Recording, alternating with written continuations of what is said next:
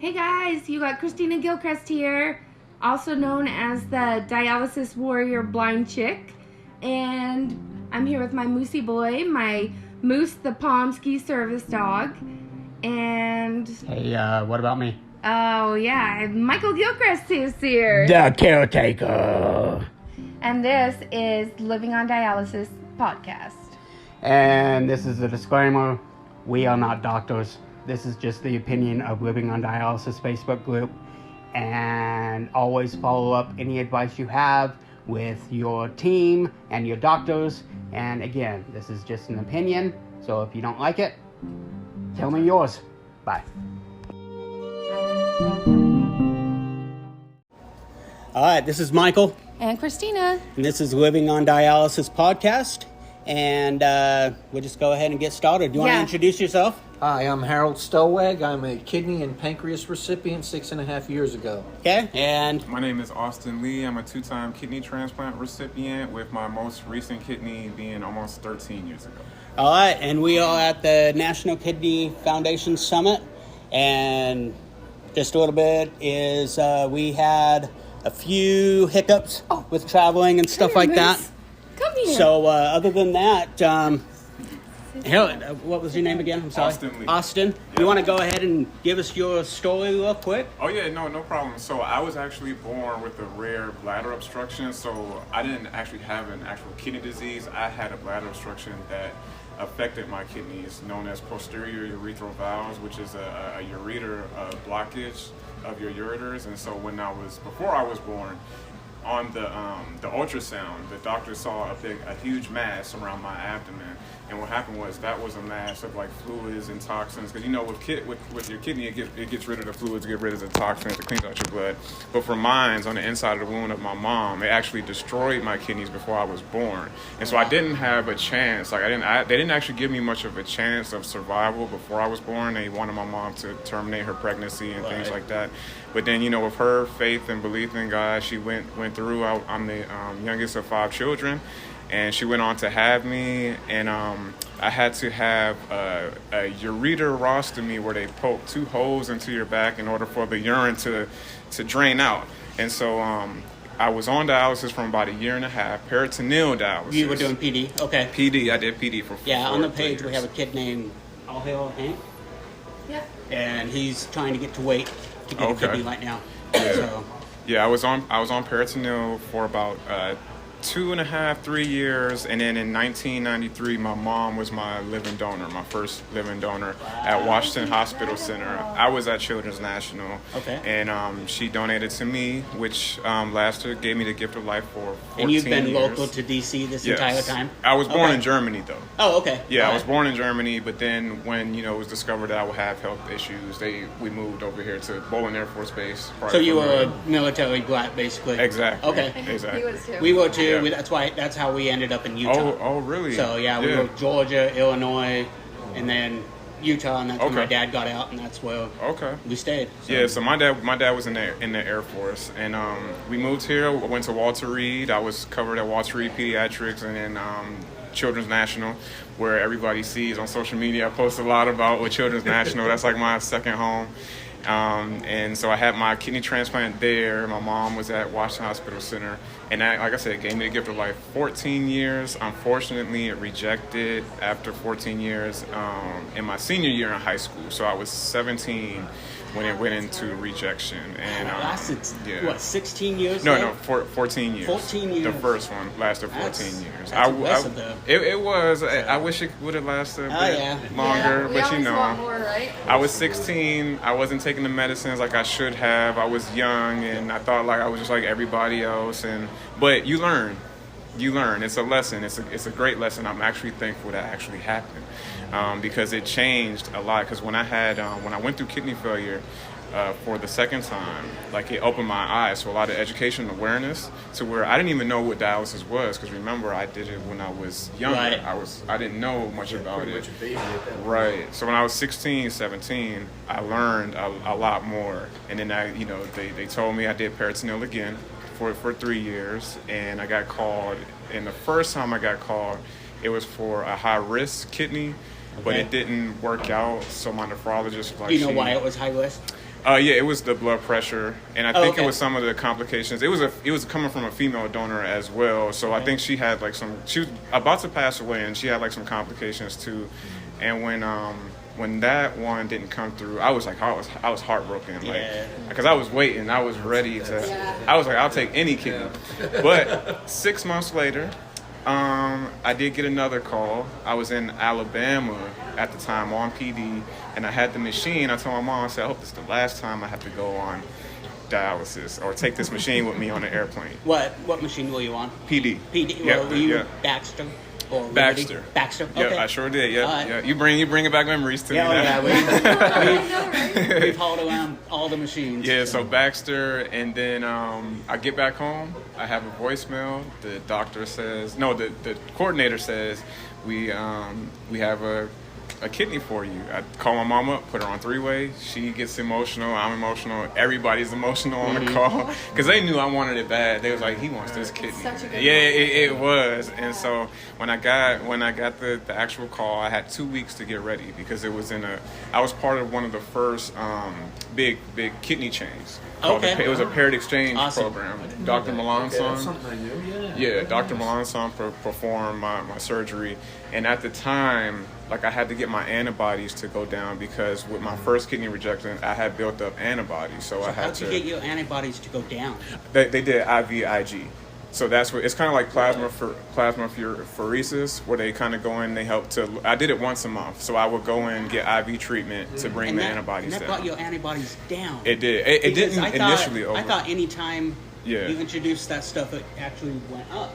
Yeah. But she did plasmapheresis too. Yeah, that's what I meant. That's what I And- meant. Yeah. Wow. It changed it because, but it didn't show. It took literally like a year before it started to improve. Wow. And then that's when I was listed at Johns Hopkins and Children's National. So I was listed at 2 hospitals, which I always try to educate the people that you can be listed in multiple places. It helps increase your chances. Yeah, we But- spread that word for sure. Yeah. And the thing is, when she called me, she said we have a match 2 weeks, like it was incredible. It was the longest 2-week wait ever. I was just like, it went by so slow. And my donor's name is Stella Christian. Rest in peace. She passed about 6 years ago due to cancer, but she was You know healthy. how old she was? Yeah, she was 58. I want to say. Oh, wow. When, Pretty young. yeah. Damn. So she was 50 at the time when she gave me her kidney. So Okay. I have an older kidney actually. Okay. Yeah, I do. But I mean, I feel fine though. Like I don't have any. My creatinine is a bit elevated than. I mean, I don't know if you consider 1.2 to be a bit. That's Oh, beautiful. no. Yeah. I'm between 0.9 and 1.1, so I'm And see, right that's there, where I too. want I mine was to gonna be. say average for men is 1.1. Yeah. Yeah. Yeah, you're good. Yeah, I get mine, so that's why I have water right here. Like I like sometimes mine is like 1.5. It can run up to like 1.6, but other than that, my doctor's not concerned. But But I've been living healthy now ever since I got that kidney, and then they took the catheter out, the PD catheter out immediately. Okay. Like once they that's transplanted me, great. Dr. Melanson, he made that decision, and he just took it Not out. messing around, take all the risks away. He's like, it's gonna working. work, huh? Yeah, because the That's awesome. creatinine, when my kidney failed, when it went into rejection, the first time it was 17. My creatinine, when I went into the emergency room, my creatinine was 17, and they were like, and this was at the Army Hospital in Andrews Air Force Base in Maryland. And so they were like, isn't he a kidney patient? And he was like, his creatinine is 17. It was so bad, I had to get on a helicopter to fly to Children's. They wanted me there that bad, and that's when I did emergency dialysis. But 17 is high. it is, Yeah. and I could have, because I had always been a person in high school to just push through everything. So, but I could have passed Pushed too away. much. Like I could have, Yeah. because I was really tired. I was sleeping a lot. Who knows? I possibly could have went to sleep, and never woke up again. Right. Yeah. But thank God, I'm here and here for kidney advocacy, and the policy summit, and looking to change the lives, can continue to change the lives for other kidney Absolutely. patients and future dialysis patients, to help them continue to get a transplant, help living donors to be covered. So, and I thank you for the opportunity to be on your podcast. no problem. And we kind of wrap up the interview with with our site. How I know you have a transplant and stuff like that, but Right. how are you out living on dialysis? How are you outliving? Oh, how am I dialysis? outliving it now? That's a good question. No one's ever asked me how I'm outliving it, but my thing is taking care of myself as if I was on dialysis. So that means even though, like, I mentor a lot of young pediatric patients, like teenagers and things. And there's a young girl who just got a kidney who I was mentoring with at Children's actually on Monday. And the thing is, she was telling me how, like, oh, now I can eat whatever I want. I can have pizza. I can have chocolate. And I said, yes, that's fine. That's good. I was like, that's fine. But the thing is, I was like, enjoy it right now. But then when you get out the hospital, when you get on your own, your kidneys, you start to get together. Make sure that you still have to, regular people, even if you don't have a kidney disease, you have to eat the right way, because if you start eating too much chocolate, then if you start eating too much tomato sauce, you could be in the same predicament. Like you could still go back to possibly having high blood pressure, high sodium and things like that. So still, like, I still kind of live like as if I was on dialysis. That keeps me, and then going to the hospital, seeing the machines, that keeps me motivated. Yeah. Because, like, I don't, me personally, like, I just never wanted to go back to that lifestyle. Like, I just, having to go on the machine, because I had only known of transplant most of my life. And then, I did dialysis, but it was when I was younger and then when I was a teenager, and I just know the restraint that it has on you. And one of the main reasons I started the page was one, to get answers to questions that everybody has. But the second one is with her, because I want to do the chain, and I'm kind of in the process and stuff like that. But she's undiagnosed. Okay. They don't know. She's had 2 transplants, so they don't know why she rejects so quick. Oh. And that's one of the main reasons, is to get out there, get attention to it. Yeah. Kind of like the summit, where we need more funding for it, and stuff like that. So, Exactly.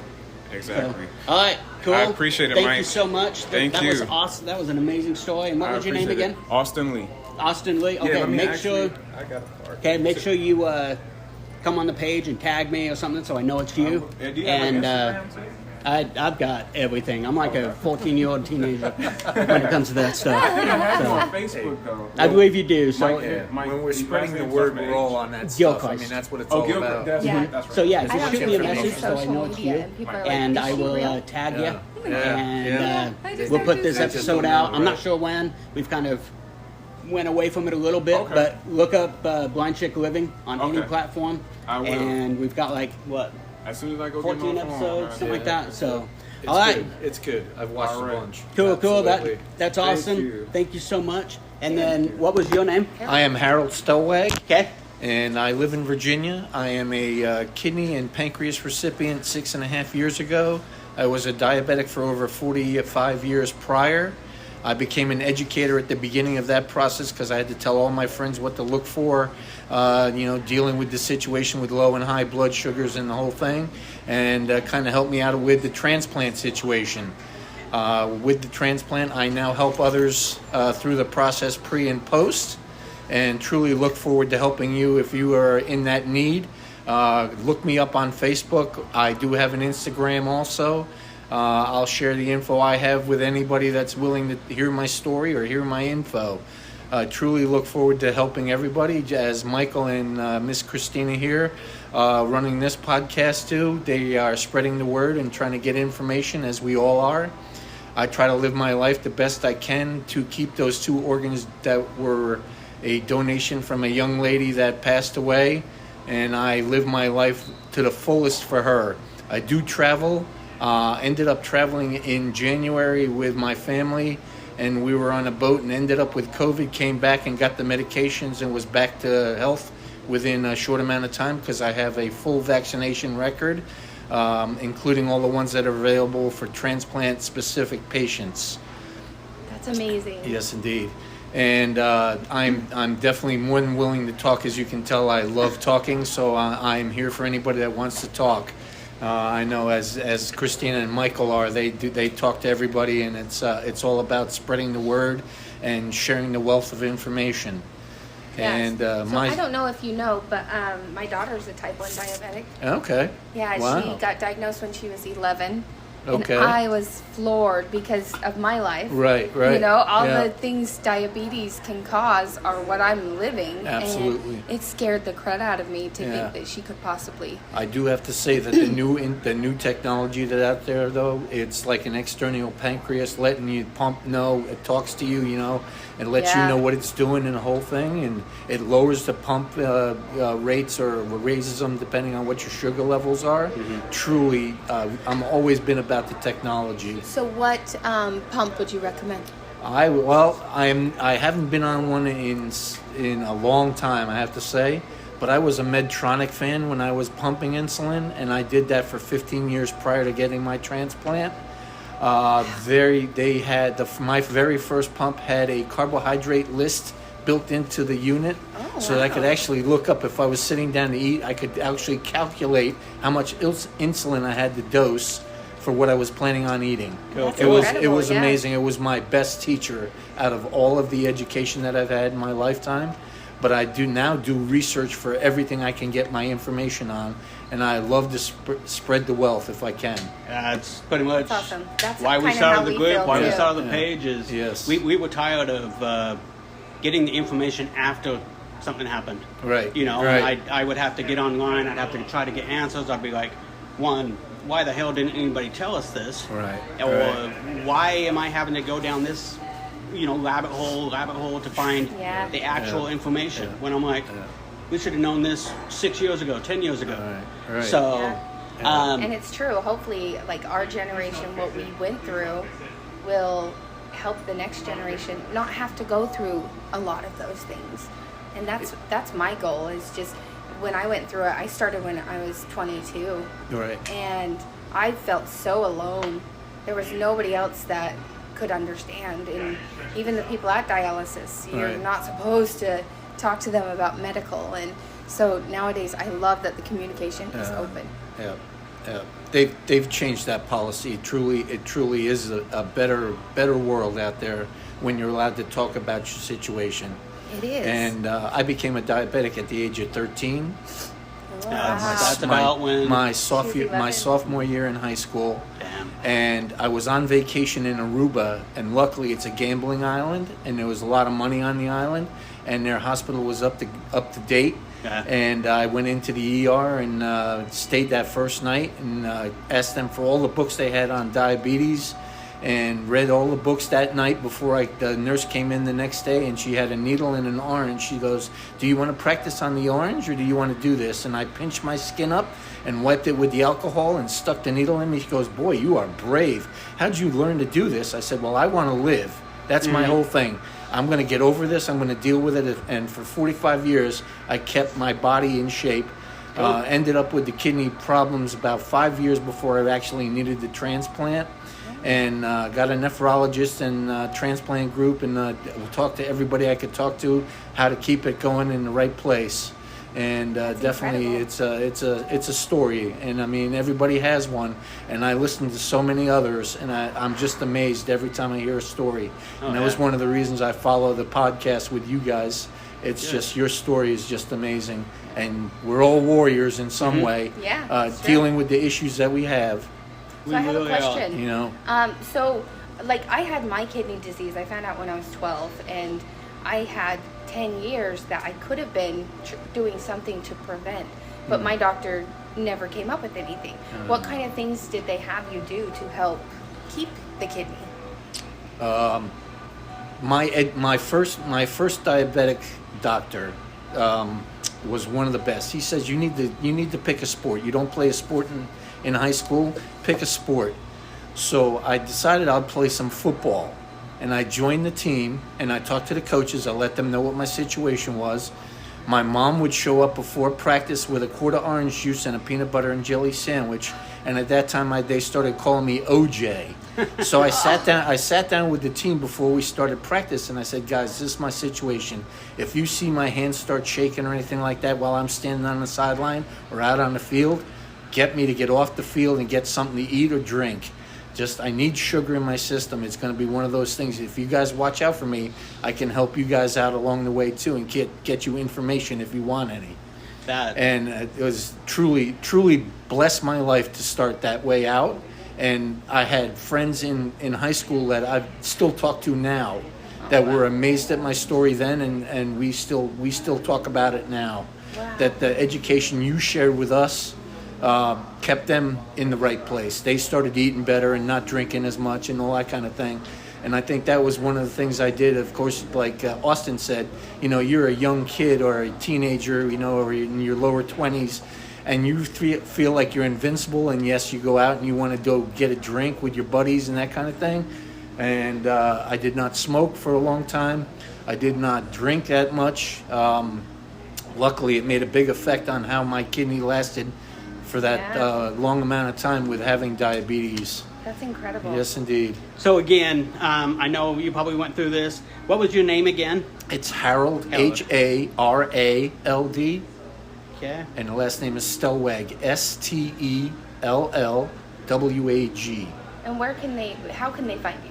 Facebook, Messenger, I'm on all of them. You can just look me up with my name. And if you guys didn't know, we're in Washington, D.C., and Harald, actually, we put out a post for every time we're in a state to come get coffee, meet up, just to tell us your story, to basically just meet the faces of all these people that we're interacting with. And you said you live in Virginia? Yes, sir. Right across the river from D.C. Okay, all right. I'm not familiar. I'm not far away. I know you guys are from the other side of the country. Yeah. So it's about a 20-minute ride from here to home. Okay. And we were supposed to meet at a coffee shop, but we had so many issues and problems. So I just want to thank you for coming and meeting us. I mean, it still floors me that we're walking down Washington, D.C., and somebody yells out Christina or Mike. And, it's weird. Or they're like, Moose! Right. So it is.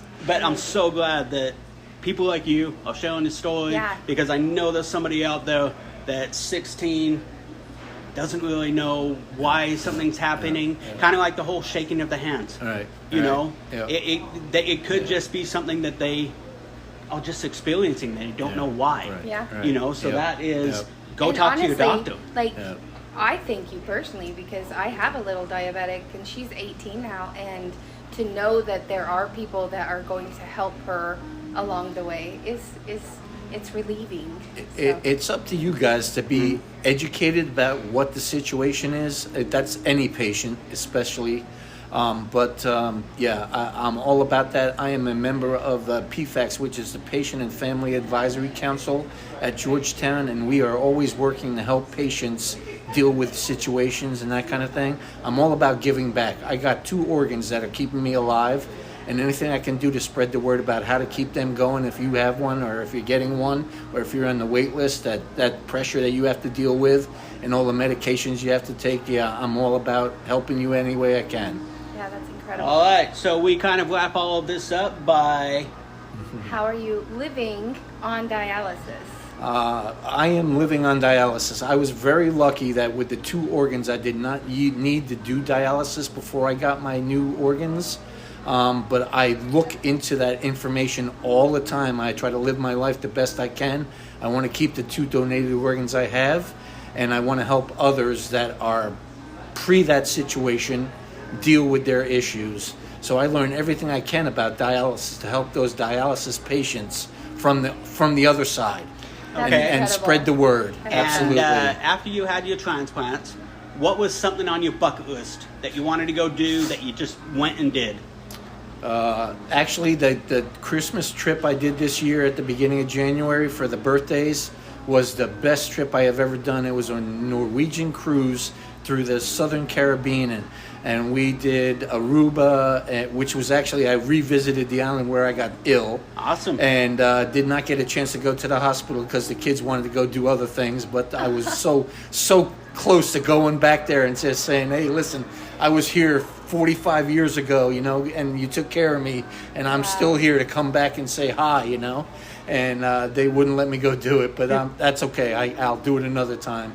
But just to go out and travel, even with the COVID situation, I live my life the best I can. I just do everything I can, share my wealth of information, follow others that are sharing their wealth of information, and you can always learn. Always look to learn.